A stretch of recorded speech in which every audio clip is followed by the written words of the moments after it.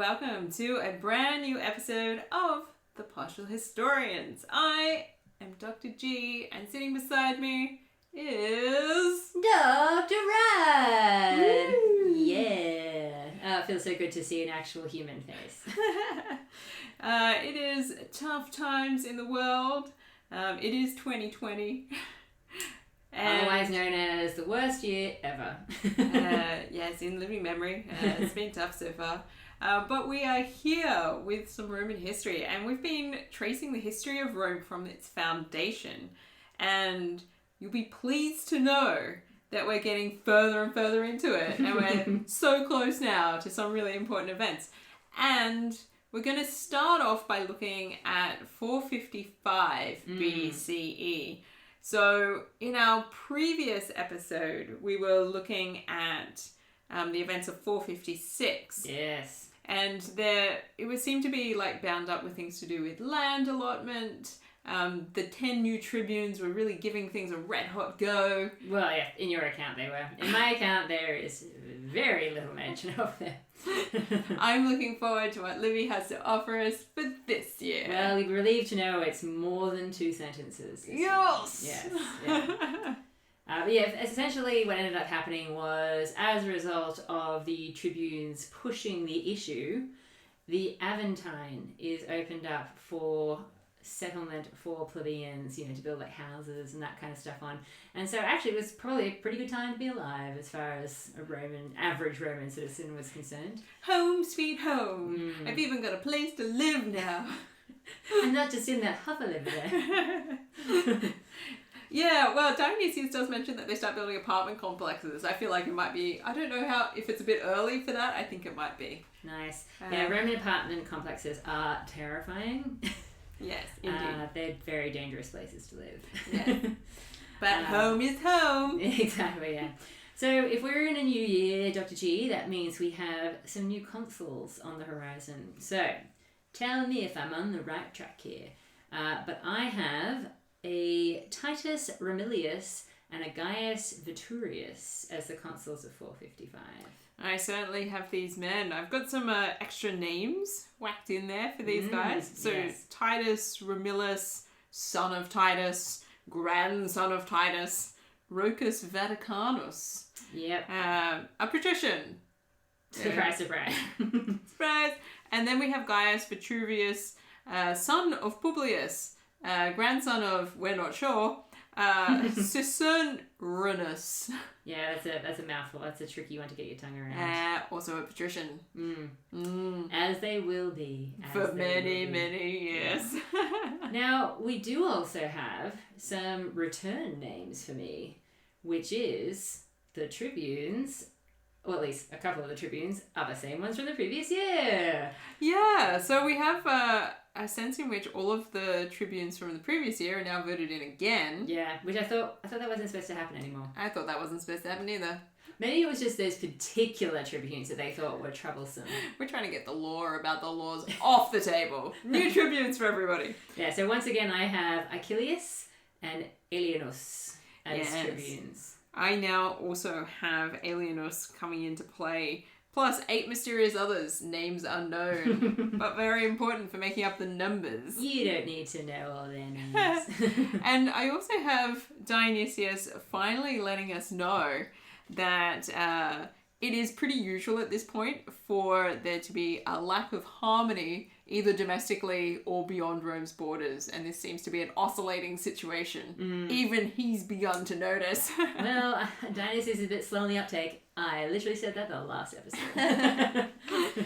Yeah, so part of this is interesting though, because he does also say that the consuls are now at a point where they kind of hope that a foreign war will come across their plate.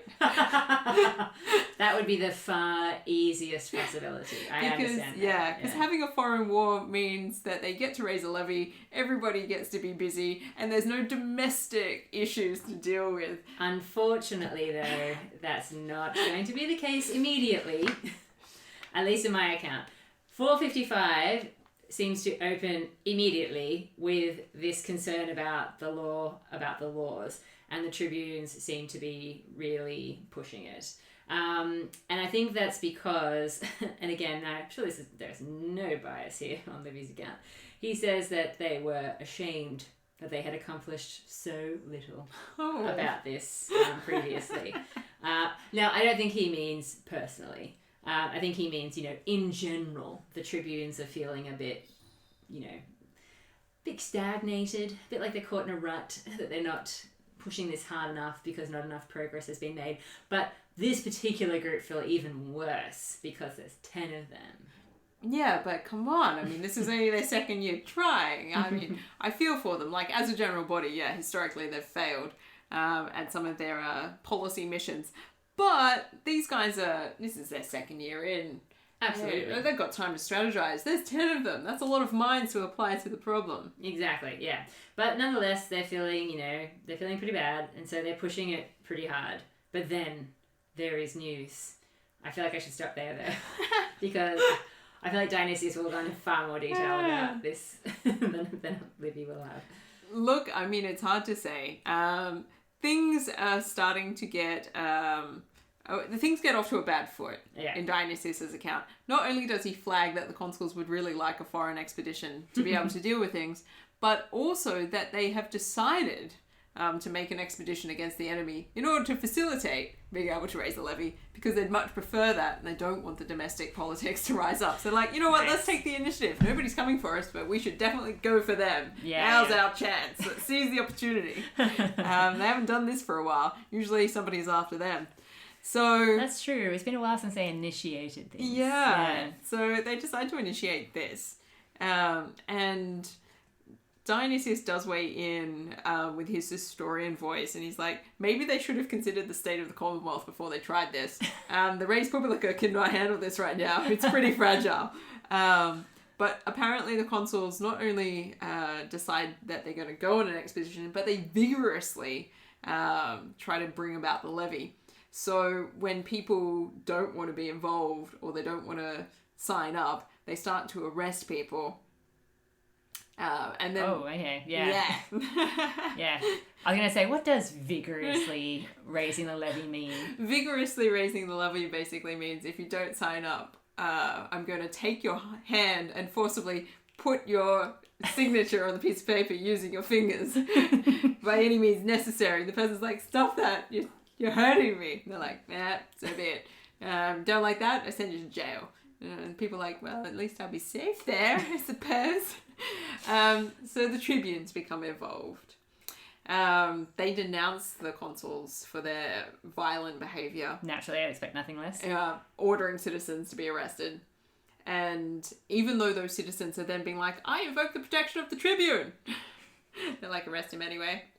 Oh. Yeah. Okay. All right. Yeah. This is vigorous. Yeah. Yeah. So we're sort of trying to work out what kind of power a tribune really has at this point. Seems, to be honest, I mean, as we talked about in our special episode, check it out. Even the powers of a consul seem somewhat ambiguous at times in this period. So, trying to figure out what the tribunes can do. Good luck. Yeah, so we know that the tribunes end up with a particular suite of powers that involve the sacrosanctity of their body. Yes. And being able to impose themselves and things like that. Yeah. And to be called upon to offer aid and protection and to keep their house open at all times. We don't know exactly when all of these things really develop. Yeah. So it's not at all clear from this narrative what it is that the tribunes are allowed to do, and there seems to be some argument over about what is possible. Are the consuls just directly violating something and know about it? Yeah. Or are they just trying their luck and seeing how far the tribunes will go to protect the citizen body? Certainly, we've been getting this sense in our accounts that they have the sacrosanctity, but as we've mentioned, our sources are so much later that could potentially just be them presuming that they had this power. Yeah. Yeah, and to make things even more complicated from, what is the tribunician power at this point, the tribunes say in this account that they can release people from the levy, and that is also within their power. What? All these times that we've had arguments about the levy and they had this power all along? Yeah, they have apparently, under the law, they have the authority to release people from the levy. what the hell have we been fighting about? I feel like this is a lie. I think this is a questionable detail in the source material. Yeah, well, Livy certainly does not mention that. And this apparently also has no effect. So they say that they're able to do that and everybody ignores them. Which makes you think that maybe that's not real. Yeah. But then they start to try to obstruct things. So... Bodily? Yes. Okay. And this leads to what is like one of those like sort of classic like gangster movie one side versus the other side, where the young patricians side off with the consuls in one corner of the square. I have missed the young patricians. Oh, they're back, baby. I'm glad they've rocked up in their Ferraris with their six packs, ready for action. Rum, rum. Yeah, they've got packs of cigarettes rolled up in their togas. They're ready. Yep. The hoodlums are here. Woo! And the tribunes in their corner have the poor multitude. That's less flashy, yeah. Like, I'm hungry. This is why everybody loves the young patricians. They do. It's aspirational for everybody. Yeah. But so things don't go well. There's this one day of like what seems to be like a sort of violent gangster sort of uprising with one side versus the other side, sure. Which the patricians win very easily. Well, yeah. The multitude of poor people is not that big at this point, but also they're quite hungry and they don't want to sign up for the levy, so they kind of slink away. They also probably don't have access to like the best weapons and stuff. No. So then the tribunes put out a call for everybody in the broader area around Rome to come into the city. Okay. It's time, guys. Assemble! Solidarity. Yeah. So the tribunes wait around while numbers increase and more people come into the city, more plebeians. It's just a numbers game now. Yeah, so they're just waiting for the right time. And then they decide that it's time to just keep holding assemblies every day. Another gathering, another pep talk. What are we going to do? How are we going to do it? I find this very inspiring. It's like what's necessary for climate action. Just got to keep it at the forefront until people are so annoyed they give you what they want.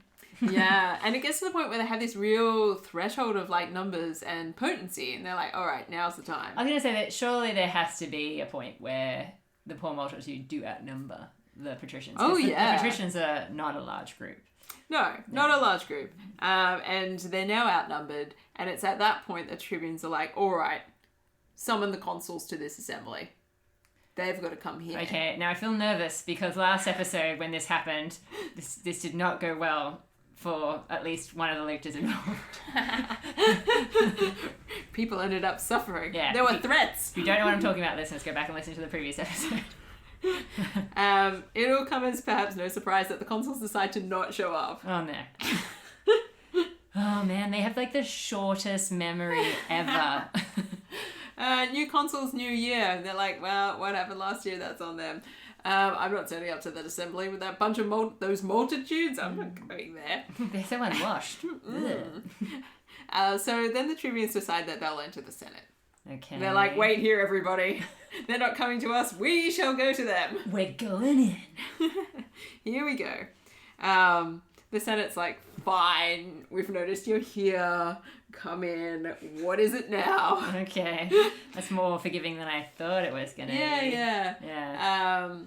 So, and they end up asking the consuls a few things. They're like, look, you can either say you didn't do anything wrong, and you can go before the people and you can swear before the people that you haven't done anything wrong, and you can take an oath that you haven't done anything wrong, but we know you've done something wrong. Or two, or you can appear before them, and you can confess. And let the power of Christ compels you. and the people, they'll take a vote concerning the matter, about the situation. Interesting. Yes. Okay. I'm kind of. Because you've behaved badly, let's face it. Like, as consuls and as patricians, you've done is you've tried to compel everybody through violence to join the levy. No, so you can either say you didn't do that, or you can just confess. This is just interesting me because there's a particular event about the consuls that happens in Levy's account, which kind of sounds like what you're talking about, but the path to get there is so different that I'm not sure whether we're talking about the same thing yet or not. or I mean, we're not talking about the same thing at all, but whether I'm reading the same thing that you're talking about and it's just a very different cause and effect. So please go on. All right. Well, I mean, a lot of stuff goes on between what I'm saying now and what eventually transpires. So I'm interested in what Livy might be talking about here. It won't take me long to get through this account for this year because it's only marginally longer than the sentences I've had previously. So where I left off was that the law about the laws. I've got to stop saying the law against the laws. The law about the laws was being pushed hard. The tribunes were like, not on our watch. We're going to be the ones to get this across the line. There's 10 of us now. We've got twice as much power. We will do this. So they're pushing hard. So it's at a fever pitch. But then the message comes. The Aequians are on the loose again. Damn those Aequians. And if that isn't bad enough already, they are on the loose in Tusculan territory. Now, listeners, if you have heard all our previous episodes, you will know that the Tusculans are adorable and have come to the Romans' aid in the past at very important moments. So everyone feels bad that the Tusculans are in this situation and they're like, we have to send help immediately. The Tusculans need us. Okay, so both of the consuls are sent off with an army to deal with this situation, okay?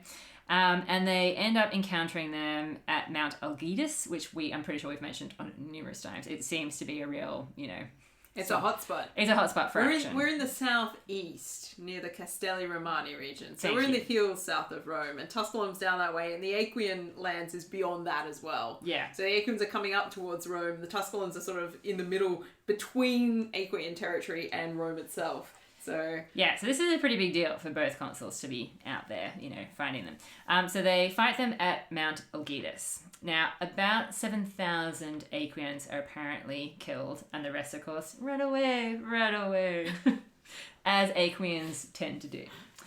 Now, the good thing about all of this is that they get to take, apparently, a huge amount of bouteille.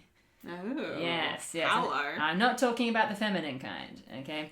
There seems to be a lot of riches left behind that they can, make their own. Now, the consuls make a rather controversial decision at this point in time. Apparently, the Roman treasury is looking a little sad. So the consuls decide that they're going to take the spoils and they're going to sell them to raise money to put in the treasury. Now, this is not a popular move with the army. This is usually not what happens with spoils. No, it is not. And so the tribunes choose this as the moment to pounce. Okay? They're like, we are going to come for you. Okay, this is where the years start to blend together a little bit. So as soon as these guys are not consul anymore, they are going to move against them. They're aiming for impeachment. Ooh. Yeah. So, yeah. Okay. Yeah, so that's all I've got for the whole year. That is massive. Yeah. And not at all, I'm not even through reading through this year. That is how complicated this year is. Well, that's what I mean. The way you were going about, consuls confessing they've done the wrong thing, I'm like, is this when the tribunes move against them? Or is it different? It's probably different. I think it's going to... I don't know how different at this point. Yeah, because true. I'll admit there was so much to read for this year that I haven't even gotten through it. I just got to a point where I was like, I know we're not going to get through it all in the podcast episode. I'm just going to stop reading now. Yeah, that's fair enough. And I was like, I can only hold so much information in my brain at one time. Well, given that I only had 7 sentences to read, I did manage to make it through all of this year. And I was pretty dumbstruck by the way that things ended up. Yeah. If I go any further, I'm going into 454, which means I'm even further ahead of you. So I'm going to stop. Do it. I'm going to stop. I don't know how this year is going to end. Yeah. But I am not up to a real campaign happening in any way, shape, or form. Well, and I've got another 8 pages to go. Just goes to show, even if this does eventually turn up in your account, it just goes to show what Livy is choosing to prioritize in his narrative. Yeah, okay. Well, strap yourself in, Dr. Rad. We are not leaving Rome for the rest of this episode. So says Dionysus, eh? Yes. So the consuls end up in this situation where the tribunes have basically threatened them in front of the Senate. And be like, you have to do this thing. You either admit it or you defend it, and either way it's going to be bad, but you have to appear before the people. Yeah. That's kind of the deal. Yeah. And the consuls immediately go on the defensive. They're like, right, reply while we're still in the Senate. Like, say a few words before we do anything hasty. They're like, you started this. They point at all the tribunes. You guys are the violent ones. And it's like, that stuff from last year, that was all terrible. You should not have done any of that. Oh, so they do remember that. Oh, yeah, they remember that. Yeah.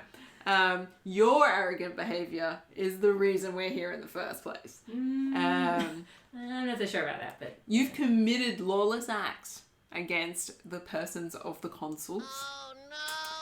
So we've got the same tribunes. Yes. In for, like, so their actions from the previous year do count, even if the consuls themselves are different. So they're talking about, these new consuls are talking about the bodies of the previous consuls. Yeah. No, I understand. I just, I do think that they were a tad hasty with their actions with the lictor, but there's also been a pretty long history of frustration. There has been a pretty long history of frustration, and it is, I think, the thing to keep in mind, listeners, that all of this is building up to a really tense moment. This is going to explode. True. Very soon. Yes. And we're getting closer and closer. So the tension has to build. So there seems to be a whole bunch of issues with the fact that the consuls feel like they've been hard done by and they've been treated badly. The tribunes feel like the people have been hard done by and treated badly. And the outcome of this meeting, ultimately, is the Senate reaches no decision about how to act. Great. Yeah. The tribunes are like, okay, so the Senate has not agreed to do anything. Yeah. They're not sending the consuls one way or the other. No. They're just sitting on their hands. They're like, what do we do? So then the tribunes have a meeting. So you got the 10 tribunes. Who knows where Dionysius gets this kind of information? Yeah. One has to suspect that he must be making it up or reading it from other source material, who also was not at the meeting. The 10 tribunes are there and they're like, what do we do? Some of them propose rising up with the plebeians and taking up arms and going to the Mons Sacer. Wow. Okay, so like a secession. Yeah. Wow. Yeah. We haven't been here for a while. As in, they're so desperate that they're actually going to up sticks and go and find their own clubhouse. You know what we could do? We could live somewhere else. They'll be like, I love the idea of it because I'm just picturing like a little wooden shack that's just been like hastily put together, and there's like a big piece of wood lying across the entryway in paint. It's like, no patricians allowed. They're just like, this is our safe house, guys. Yeah. So the Mons Sacer is where the first succession happened. So this is quite a few years ago at this point. And the proposal to do this a second time is interesting, and it will become narratively relevant soon. Yes. But the Mons Sacer is sort of to the northeast. So in the very opposite direction of the Aequians, as it happens. It's got nothing to do with the Aequians. Yeah, but it's outside Rome City, but it still lies within the territory of broader Roman occupation. It's easy enough to get to. Yeah. And they're like, let's go there. Some of them are like, the other tribunes are kind of like, no, that's not a good, let's not be too hasty. That's a bold move. They're like, all right, what if we can find some way to bring the lawless folk who have committed acts to justice? There's got to be a way. Some people have done worse acts than others. So, like, the consuls are ultimately responsible for the fact that people have been arrested and put into jail. But what about the people doing the arresting? Some of those people have to be responsible. Okay. You know, can we put some people to death? Like, focus in not on the consuls themselves, but on the actual people who did the violence. So, you're telling me that I was following orders is not a good excuse? Yeah, not a good excuse. And it's like, you did the crime. You're going to do the time, which is forever, because you'll be dead. Guess what? It's death. Yeah.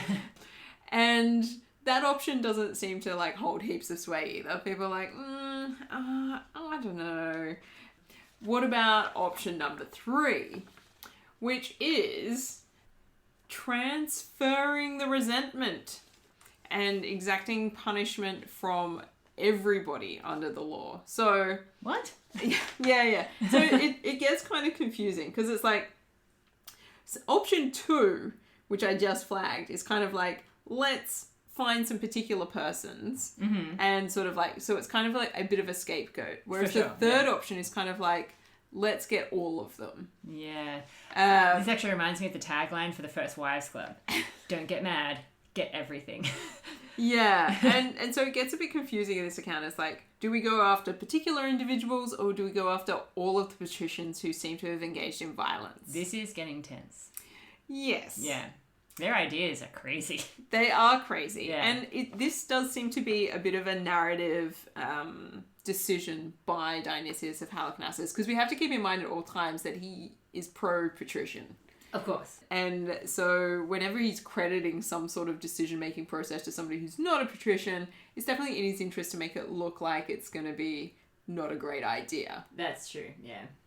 And he really does that now, because this narrative rapidly declines from them deciding that none of those ideas are good ideas. And ultimately what they'll do is fine the consuls. Oh, fine. I thought you said fined. I'm like, but isn't that the problem? I mean, we know where to find them. They just don't turn up to meetings. Yeah, exactly, yeah. No, to impose a monetary fine upon the consuls. Yeah. Which seems like, to my mind, a lame idea. That's going... I mean, considering the heights or depths, depending on which way you look at it, they were willing to go to, that seems very bland. It's a bland option. Yeah. But even worse, they step down from that and eventually get to the point where they're like, let's just forget about the stuff that's just happened. What? Leave that aside. It seems that there is some interference. And some of the tribunes start listening to some of the senators, and the senators are like, you don't want to go down this path. This is all bad news. So wait a second. This is the evil plan that the Senate had in mind all along of dividing and conquering, and it's happening. It's happening in spite of their secret plan. Yes. So they assemble the populace. Ultimately, what the tribunes do is they assemble the people. Yeah. They tell them they've pardoned the insults to themselves. We've forgiven those who have offended us. Yeah. Personally. That's what we've done. Because, some men approached us who were so worthy it would be inappropriate to refuse them. So they've been hobbled, essentially. Yuck. But don't worry, we're going to avenge you, the people. And how we're going to do that is that we're going to go for land allotment and equality before the law. Right. So the stuff they've already been pushing for some time now. Yes. And they're like, guess what? We're sticking to the same plan. I know things have gotten off to a rocky start this year. Nobody's had a good time, but let's forget about what happened last week, and now we're going to pursue the original agenda. Wow, I am uninspired. Nobody is impressed at this point. So they've made these promises, and you're like, okay, this is a lame show, tribunes. Yeah. Thanks a lot, Dionysius and Halicarnassus, for being on the patrician side of this narrative, because there's nothing to hold on to here. These are all weak politicians. I'm glad that Levy left this out. I don't want to know this stuff. It does make it hard to respect them at this point. Yeah. Anyway, they're like, all right, so back on track, guys. And the people are like, okay. Felt like we were building to something more than this. We were, and now we're not. Yeah. It's a very anticlimactic moment. But just you wait. They're like, all right, people, land allotment. Because it's a topic that's close to every plebeian's heart. Yeah. I mean, having the Aventine is not enough. No. The world is not enough. Exactly. This is like the movie tagline episode. Throwing in some James Bonds, the First Wives Club. It is not enough. Yeah. One hill will not do it. No. They invite plebeians to come up to the rostra, essentially, and to speak about their experiences. Okay. So this is a new tactic. Yeah. They're like, you're the common man. This is the People's Assembly. Step right up. Who'd like to have a chat to the people? Hey, first-hand testimony. Very powerful. Yeah. Yeah. It goes well. The crowd enjoy this. Well, of course. I mean, are they speaking to other plebeians? Yeah. But you think about it. These plebeians are basically your core military personnel. Sure, yeah. The plebeians are the citizen army. Yes. And if people are going to get up and speak in front of the citizens, the plebeian citizens at this point, it's probably going to be people that you know Yeah. intimately well. Sure, yeah. I'm really hoping that what you're about to tell me is that at some point someone takes off their clothes and shows the bodily scars that they have had to endure in the army. Just you wait. Okay. I always like a bit of disrobing and showing the scars. I think you're really going to enjoy this. Yeah. A man rises up and says, I'd like to say a few words. Yeah. And Dionysius Halicarnassus is like, rhetoric moment. Let's switch into speech mode. This is Lucius Siccius Donatus. Okay. Donatus, born with teeth. Oh. I bet his mother was impressed. Yeah. Ew. Sorry, that just sucked in. He is a man of remarkable appearance, according to Dionysius. I'm sensing a hot plebeian. In the very prime of life, Ooh. being 58 years old. Whoa. Okay. Whoa. That backtracked quickly. A soldier and eloquent. Yeah. The body of a man. An older man. Is that a good thing? Well, he was remarkable and in the prime of his life, according to the source material. Alright, I'm going to close my eyes and picture directly. He is later known as the Roman Achilles. Okay. Yeah. You know what? Switch tactic. Brad Pitt. Brad Pitt now. Brad Pitt now. Yeah. So, known as Festus, in both Festus and Gellius.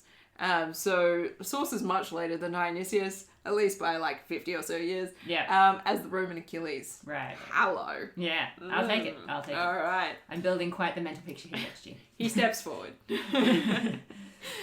And he's like, look, I'm going to give you my life story. I'm going to tell you how it is. Let me guess. Yeah. He suffered terribly. He picks a damp piece of grain out of his back pocket, sticks it in his mouth. This is the 40th year that I've been making campaigns for my country. That is impressive. Yeah. Mm. He entered the armed forces as a 17-year-old. Older than I would have thought, but okay. Yeah.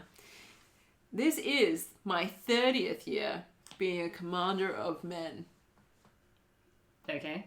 Sweet. And he's like, let me tell you something about my career. He's like, and you know, the crowd already knows this guy. They're like, oh yeah, get in there, sunshine. Everybody likes Brad Pitt. Yeah. Even now.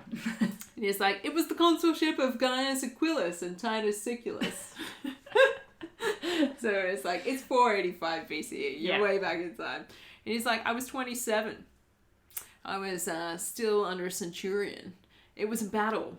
It was bad. It was a rout. We were against the Volscians. This was an important battle. Yeah. And the standards fell into the hands of the enemy. Oh, that's not good. I alone, exposing myself. Now here we go. On behalf of all. Yep. Recovered the standards for the cohort. Oh, right. He didn't expose himself. Although it's 27 maybe he did. Recovered the standards for the cohort, repulsed the enemy, and saved the centurions from incurring everlasting disgrace. Yes. As we've mentioned in previous episodes, the standards are hugely important to the Romans. They aren't just a physical thing. They're kind of a spiritual thing too. Yeah, they represent everything that the army stands for in some respects. And so Yeah. losing them is like losing the sense of identity. Yeah. And Losing your sense of self. yes. And there's nothing like quite like losing your dignity by not coming home with the standards. Yeah, and pride, obviously. Pride. Yes. Yeah. So like, you know, we've got some massive weird tours coming through here. Yes. So both of the centurions whose standards he saved acknowledged his achievement by crowning him with a golden crown. Ooh. So he was awarded a corona aurea Wow. Yeah. when he was 27. That's very impressive. Yeah. Yeah, and this is important. A golden crown is actually the least prestigious of the crowns that you can get. Yeah. Awkward, but True. So he wins the lowest honor that he could. Nonetheless, He wins one. So he wins this, and the Golden Crown is generally for any sort of military and heroic deed, which isn't covered by the more specific and more illustrious crowns. Yeah. Well, I mean, look, these things are probably handed out, obviously, way more often than we get record of them being handed out. But I honestly can't remember the last time we had a crown handed out. Yeah, and I mean, he's talking about one that was handed out in 485, so around that sort of time. So it was a long time ago that he's talking about this particular crown. Yeah. But this is, he's just warming up. Yeah. He's getting the crowd started. I have no doubt. Yeah. And he's like, just a minute. So after that, in another battle, and it happened that the centurion of the legion, the primipilus of the legion, was thrown to the ground, and the eagle, the standard, was in enemy hands again. I fought in the same manner. I recovered the eagle in defense of the whole legion. I saved the ranking centurion, and in return, I was given greater command. Okay, so he's rising through the ranks. Yeah. Yeah. But he refused it. Oh. Yeah. Oh my god. This is, okay, we've said this so many times, but this is exactly what makes the Romans go nuts. Yeah, they love this kind of thing. Weak at the knees. It's like kissing someone's neck and like whispering in their ear. The Romans are like, oh, you're turning down promotion when you deserve it. Keep going. Tell me more. But still do it because we need you to do it. But keep saying that you don't want it. Don't want it. I didn't want it. I turned it down.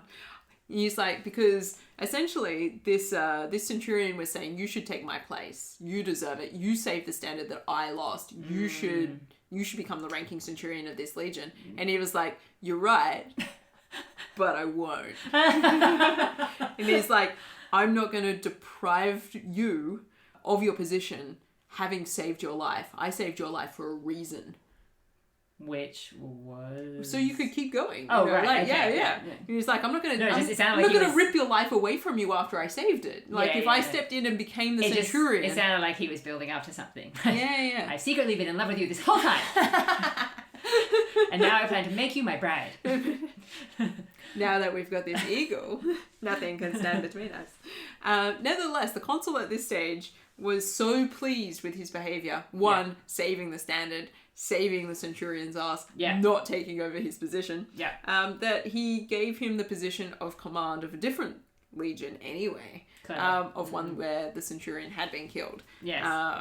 And so they needed a ranking officer. He's like, look, this is how I began. This is how I started to build up, Yeah. So he is rising through the ranks. He is rising through the ranks. He's like, these are the noble acts that I've engaged in. Yeah. And these are basically, this is your resume in Rome terms. Yeah. This is establishing your credentials. Yeah, and he's just letting everybody know now. And some people are just going to be lapping this up because they know him and they're like, it's him. And he's got a reputation already. So people are like, yeah, that guy. Donatus. Whoa. So he's just building up and he's like, but I didn't let it change me. Every time there was a levy, I stepped up. I kept doing the hard work. He's like, I kept going on campaign. I didn't let, a couple of shiny things and, becoming a military commander myself change me. I still hang out with the same people. Yeah. Eating olives that I always hang out with before the whole crown thing happened. Yeah. And you know it, guys. He's like, I've fought in 120 battles. That is a lot. And I have received 45 wounds. All in the front.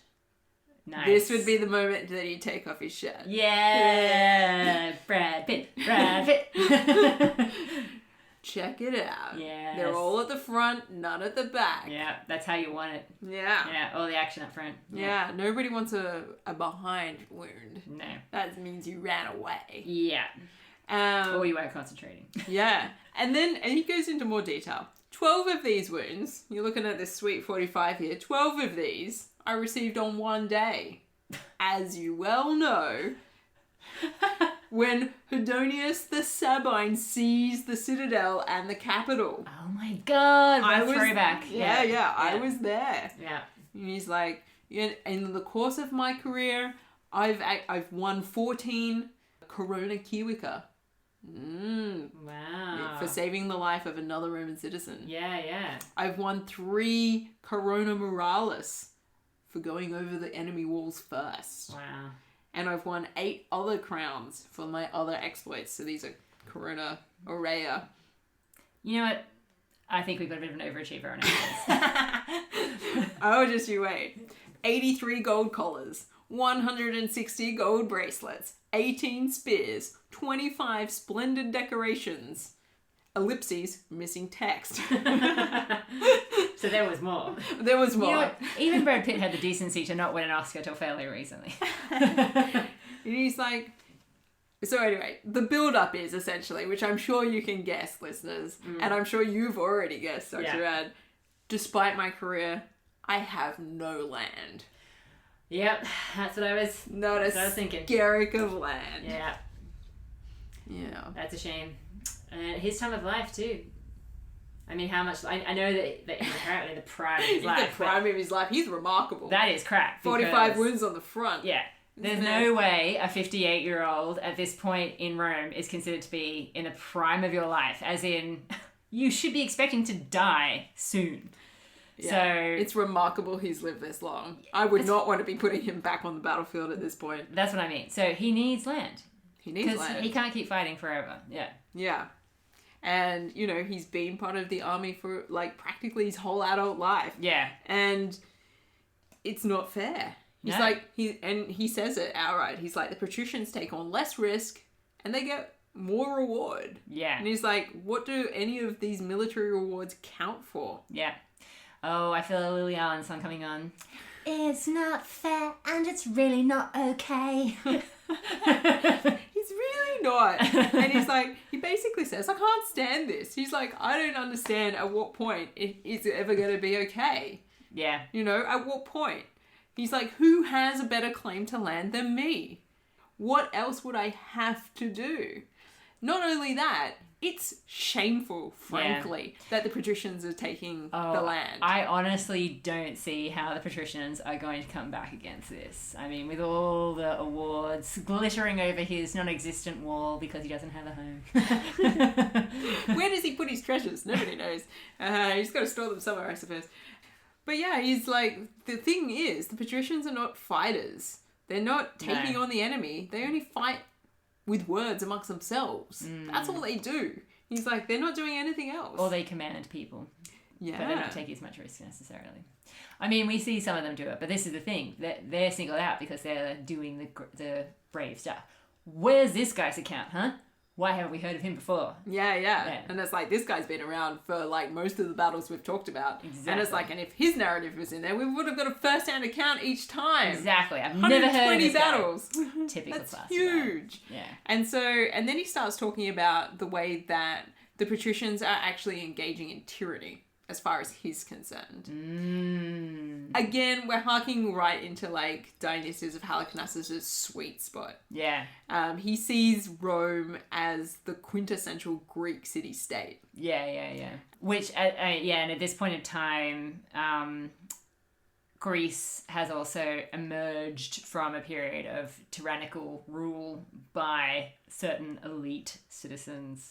Yeah, so this is all like, in terms of like thinking about the parallels that might be going on in Greece versus what's going on in Rome at this point, that's an interesting sort of like ballpark that he's trying to remind his Greek reader about. Things about it's not in the grand scope of things. I mean, in our episodes, it's huge, but in the grand scope of things, it's not that long ago that there was a tyranny in certain places in Greece. Yeah.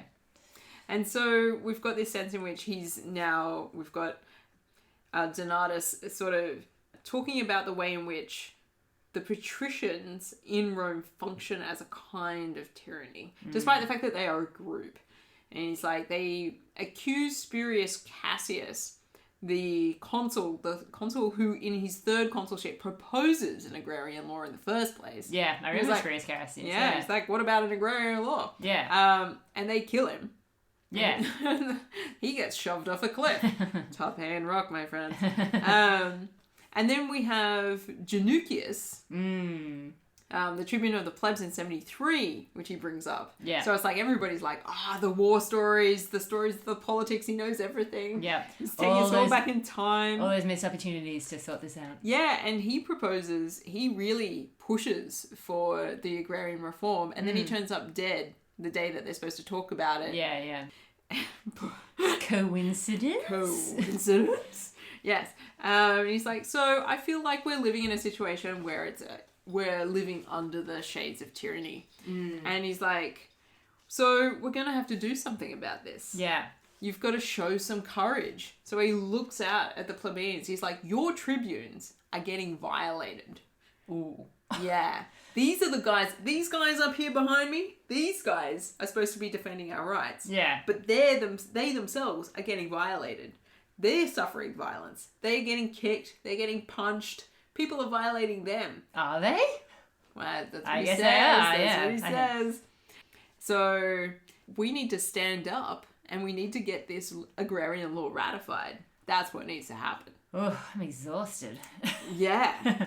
And in order to sort of bring this to a close, because I'm going to wrap up at the end of this speech, but this speech does get very Greek and interesting and also confusing from a historiographical perspective. Yeah. Because Dionysius puts words into Donatus's mouth, which are talking about things that haven't happened yet in Roman history, as far as we're aware.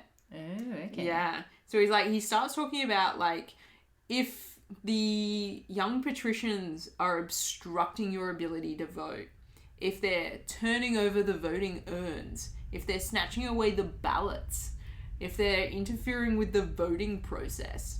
Yeah. That hasn't really been a massive concern up to this point in time. Yeah. Well, most voting is public in Rome at this point in time. Yeah. And there's no sense in any of our source material that we have secret ballots of any kind. No, this is a much later thing. Yeah, until we get down to the late 2nd century BCE. Yeah. Spoilers, we're in the 5th. Yeah. We're a long way away from that right now. But we don't get any hint of any of that coming into play until the Lex Gabinia, which is in 139 BCE. It's currently 455 BCE. So there's some weird elements in this speech. Is this to do with what's happening in Greece? Well, I mean, specifically, I should start saying that. What's happening in Athens right now? I think there might be some connection to what's happening in Athens right now. So we've got, I think this is the time of Themistocles, amongst other things. Although I'd want to check. And to be honest, I've been focusing on the Roman history, but I have to have a look at the parallel narrative. Yeah, this is a very general thing. But obviously by this stage, Athens has introduced democracy. Oh yeah, it is a democratic state. And so I'm just wondering if maybe Dionysius is thinking that there are things going on in Rome that might parallel it. Yeah. To a certain extent. Yeah. But certainly this kind of information doesn't tee up very nicely at all with what we think is happening in the way that voting systems work in Rome. No. And it just is sort of snuck in here in this speech. And we're like, ooh. The historian inside me is like, I have some questions. But yeah, so we have this soldier giving this really potent speech. And I'm going to leave it at that point because from Dionysius' perspective, this gets very complicated very quickly. Yeah. But at least that's the end of the speech. So I'll leave the cliffhanger for what happens next? How do people respond to this speech? Well, see, I'm dying to know because I can see what you mean in that it wasn't... I thought at first you were heading in the sense of the consuls were going to get accused of something and impeached right at the beginning. And that would somehow tarry out with where I finished, but I can see that we are in no way. But it's so interesting that Dionysius has gone into all this detail, which is just nowhere to be found in Livy. I mean, all that Livy says is that people start feeling pretty strongly about the law about the laws, and that's it. So it just goes to show it's either a difference in source material or just prioritizing different things. People are having some feelings, and the feelings are getting stronger. That's right. They always do. All right, so we're going to leave it in the middle of that year, 455. We'll pick up again next episode, but that means that right now it's time for the partial pick.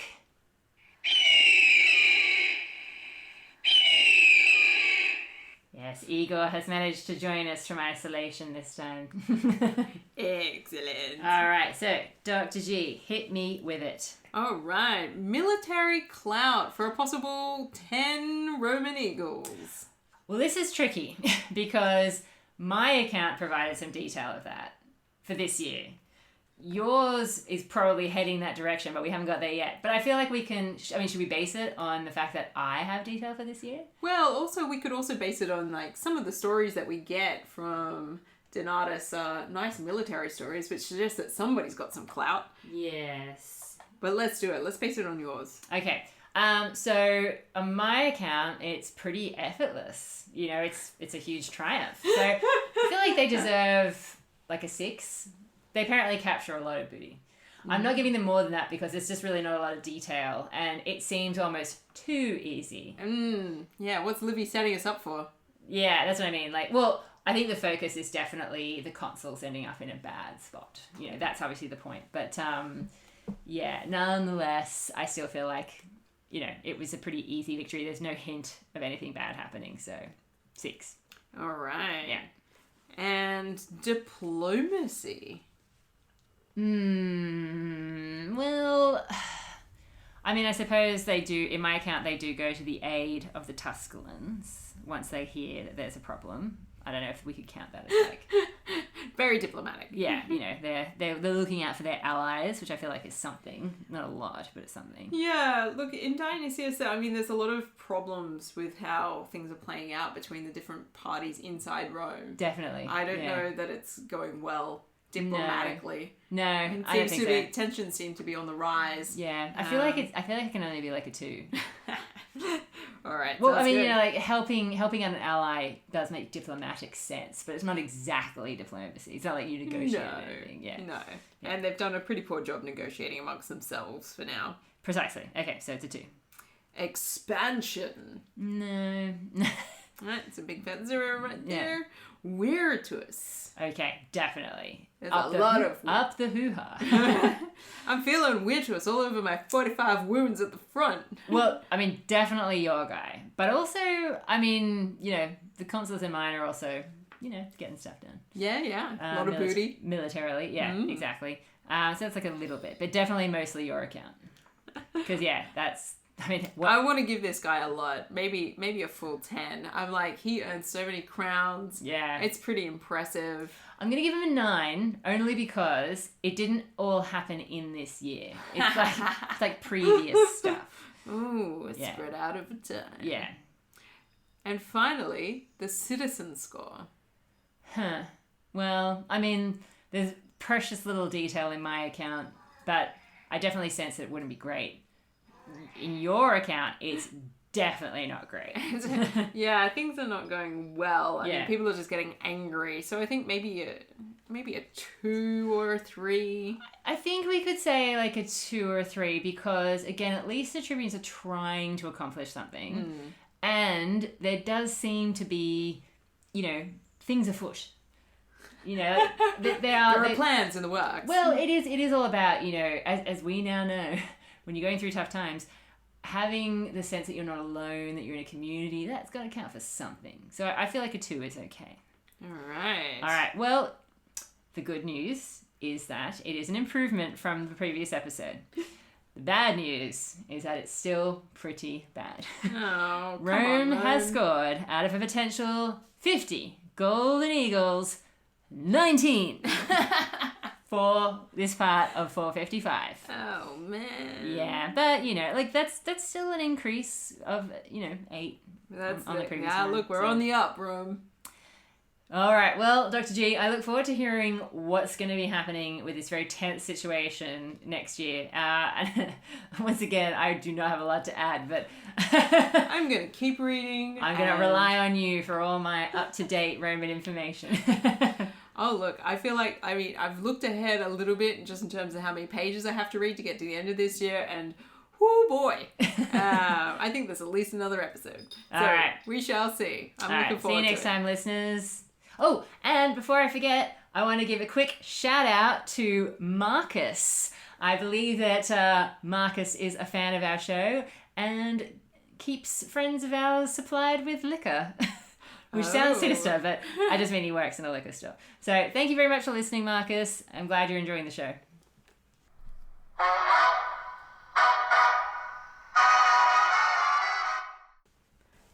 Hello, Dr. G here.